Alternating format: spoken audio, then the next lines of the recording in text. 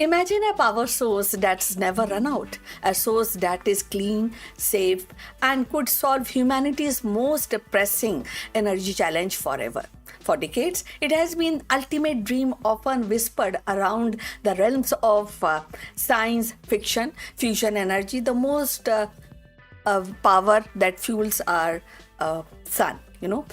But for the just as long, it has been technology that is always 30 years away, a perpetual promise, a tantalizing glimpse of future just out of reach until now. Because something truly monumental just happened, private investment in fusion energies have officially topped an astonishing $10 billion. That's money, that is not the government grant actually. And this is a serious money from serious investors betting on a real tangible future.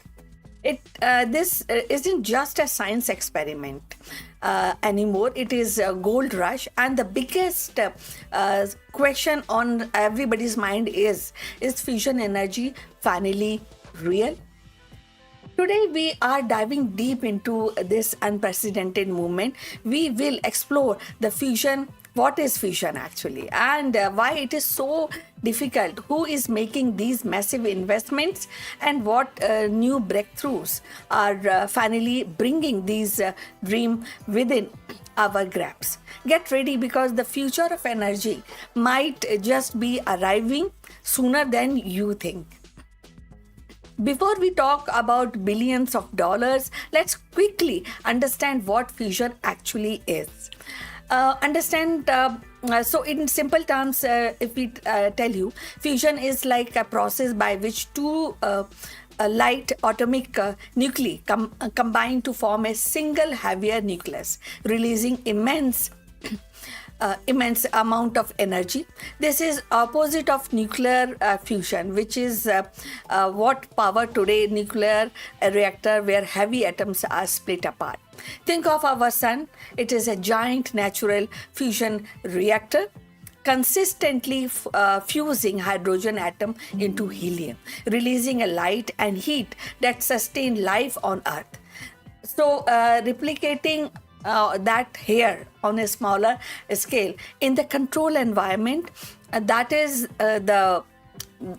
what we are talking about. It is abundance of deuterium can be extracted from ordinary waters and essentially limitless. Tritium, another isotope of hydrogen, can be bred from within, which is also plentiful. So if we can harness it, we are talking about an energy source that is practically infinite. And the benefit, no longer lived radioactive waste like fusion, no carbon emissions, and it is inherently safe, and there's no runaway chain reaction possible. And it is it is definitely in thing. If something goes wrong, even the reaction simply stop. It sounds perfectly right? So what is the catch in this whole scenario? The catch is immense. To get two atomic nuclei to fuse, and we need to overcome their natural electromagnetic repulsion. Think of trying to force that north pole of two magnets together. It takes incredible force. For atom, that force translates to mind-boggling temperature and pressure. We are talking about heating a gas, turning it into plasma, the fourth state of matter. So temperature of over 100 million degrees Celsius. This is 10 times hotter than the core of our sun. Nothing on earth can be directly contain something that hot. So you also know that. This is where the magnetic confinement comes in. The leading concept called a tokamak uses incredible power magnetic field to trap and contain the superheat plasma and preventing it from touching the reactor walls. It is like creating a magnetic bottle for a miniature star. So building and controlling these magnetic field with enough precision and power, and sustaining the reaction for a longer enough to produce more energy out than you put in. So that's been the engineering Everest for the decades. It requires extreme material science, advanced computing, and government have poured in billions into the projects like ITR in France, the largest fusion experiment in the world. But ITER is a massive multinational collaboration. While vital to research, it is not designed to be commercial power plant. So ultimate goal is to achieve net energy gain or Q factor greater than the energy than it consumed to heat and confined the plasma. For a long time, we were stuck far below that threshold. So it is been so hard. Why the sudden explosion of private capital? We have to really find out this, and that's what we are digging in. Why are billionaires and venture capitalists and major energy companies suddenly throwing $10 billion into the historically challenging field? The first technology breakthrough, this is definitely is, and thinking of high temperature superconductors. For decades, the magnet needed for tokamaks require massive, expensive cooling system, new superconducting material, and that can operate at much higher temperatures, making magnetic coil far more powerful and efficient. And significantly smaller. So we are talking about enabling magnetic field strong enough to miniaturize the reactors from the football field size to something more commercially viable. So artificial intelligence and machine learning is also into revolutionizing plasma control, allowing the unprecedented stability. Second, the climate crisis, the urgency to decarbonize our energy supply has never been greater. While solar and wind are critical, they are intermitting the fusion offer a constant base-loaded power source that is carbon-free, making it the missing piece in the truly sustainable energy grid. The market potential is astronomical. So, and the third point is that the government validation and the collaboration. While the private companies are innovating rapidly, they are often leverage decades of government funded research. Governments are increasingly seeing private fusion as a way to accelerate development, providing grants, partnership, and regulatory framework. That is also very, very important in this scenario. This 10 billion has funded dozens of startups worldwide, and each pursuing slightly different approaches. Commonwealth fusion system spun out of MIT is a leader in compact tokamaks using these new high temperature superconducting magnets. They have raised over 2 billion and are aiming for a net energy gain in their SPARC experiment, which is commercial plant and called ARC. To follow. The Hillian, backed by Sam Altman, is pursuing a different concept called the field reserved configuration, promising potentially even smaller reactor and direct energy conversions. So TAE is technology has been quietly working for decades, and also a different concept, and recently secured hundreds of million over achieving record plasma temperatures. Others like General Fusion and Tokamak Energies are also making a significant strides. So this is not just a speculative money. These are engineering powerhouses attracting top talent and making tangible progress. The scale of investments reflects a collective believe that long promises future of fusion is now within sight. So, what does this real look like?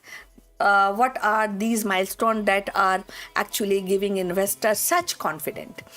Our major breakthrough actually came from the joint European Taurus JET, and in the UK in 2022 they achieved a sustainable fusion burn that generated a record 59 megajoules of energy over 5 seconds. While still not net energy gain, it is a powerful demonstration of sustained fusion output under the condition relevant to the future power plant. It is reaffirmed decades of research.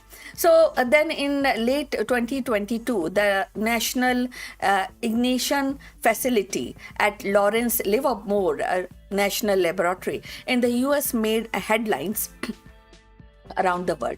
NIF uses powerful lasers to implode a tiny fuel pallet, and for a very first time they achieved the fusion ignition, generating more energy from the fusion reaction than the laser delivered to the rocket. This was historical moment and a scientific grand slam, providing the fundamental principle of net energy gain. So they are since repeatedly this feat multiple times, and they have actually used graphics and magnets, and they have actually come out with initial confinement ignition. So while NIF method is different from the magnetic confinement used by most of the private companies, it provides an undeniable, refutable proof of concept. So this isn't just a hype. This is a strategy, a strategic bet, and informed by tangible scientific and engineering funding. So the 10 billion isn't just a funding dream. It is funding prototype that are getting closer, and it actually aim at delivering the real power. So though the road ahead is definitely challenging, and we are actually working in optimism, and we are looking towards an impact of this. So if the fusion is indeed becoming a real, what the road ahead looks like, that is one thing which I would like your comments on that. And it is not without its challenges that we can foresee, and of course cost is still a major factor. So building these kind of reactors, even smaller one, it is incredibly expensive. So scaling up from a scientific demonstration to a commercial, competitive, viable power plant requires a massive capabilities. Regulatory framework for the fusion don't fully exist yet. So which could introduce into delays of the introduction of this whole scenario. While the zero carbon, there are still challenges related to neutron activations of reactor components, which actually needs a careful management through its vastly different form of fiction waste. But the optimism in the fusion community is palpable, and the momentum is actually undeniable. This 10 billion investment signifies a turning point from purely academic pursuit to the commercialization race. For decades, fusion energy lived in a shadow of scientific labs, a dream too big to fully grasp. But 10 billion question is the fusion energy finally real? So is now being answered with the resounding yes, definitely yes, from the investors, scientists, and engineers alike. So it is very real and very expensive. Bet that could pay off with the infinite clean energy to all of humanity.